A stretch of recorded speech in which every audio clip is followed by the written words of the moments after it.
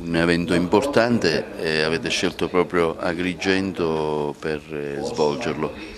Sì, per questo ambito di studi è l'evento più importante a livello internazionale che si tiene periodicamente ogni 3 anni e ogni 3 anni è stata scelta una sede molto prestigiosa, nodale diciamo, per lo studio del mondo antico. La precedente era stata Alessandria d'Egitto, stavolta siamo ad Agrigento che è un'altra città di grande rilievo nello scacchiere mediterraneo. Ecco, abbiamo visto che sono tanti partner stranieri e cosa si vuole lanciare, diciamo, quale messaggio vuole venire fuori per il futuro nel settore della ceramica da Agrigento? Allora, sono molti stranieri, italiani, un po' da tutto il mondo perché nella scienza non ci sono frontiere, si lavora sempre a livello di collaborazione internazionale tra studiosi dei più vari paesi, dalla Russia all'America, alla Spagna, c'è una comunità di studiosi che periodicamente deve incontrarsi, scambia i propri dati e è importante che stavolta sia stato fatto ad Agrigento perché Agrigento è un centro che può essere anch'esso al centro degli interessi di studiosi, è sempre stato al centro degli interessi di studiosi di tutto il mondo.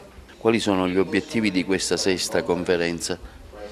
Allora, sicuramente gli obiettivi sono quelli di approfondire la conoscenza dei percorsi seguiti dalla ceramica nella tarda antichità. Il sottotitolo di questo convegno infatti è La terra e il mare, le strade della ceramica. La ceramica insieme alle merci viaggiava nell'antichità e insieme anche agli uomini, quindi scoprire questi percorsi che sono percorsi culturali, percorsi politici è una cosa molto importante dal punto di vista dell'approfondimento della conoscenza storica e archeologica. Agrigento è sicuramente uno dei centri chiave per capire e seguire questi spostamenti sia degli uomini, delle idee e quindi anche della ceramica che era appunto il contenitore delle merci. Il tema della giornata è le strade della ceramica tardo-antica all'interno del bacino del Mediterraneo, con le rotte sia marine che terrestri.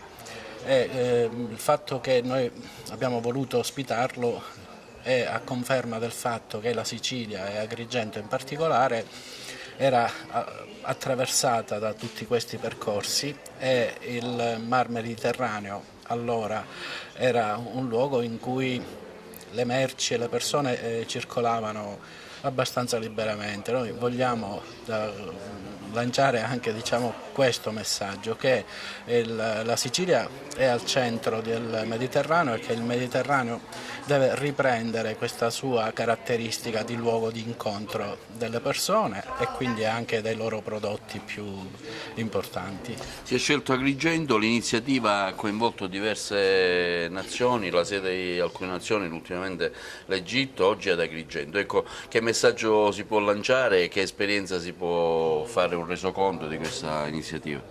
No, intanto che Agrigento è uno dei centri più importanti del Mediterraneo e quindi ci sembrava normale inserirci in questo percorso.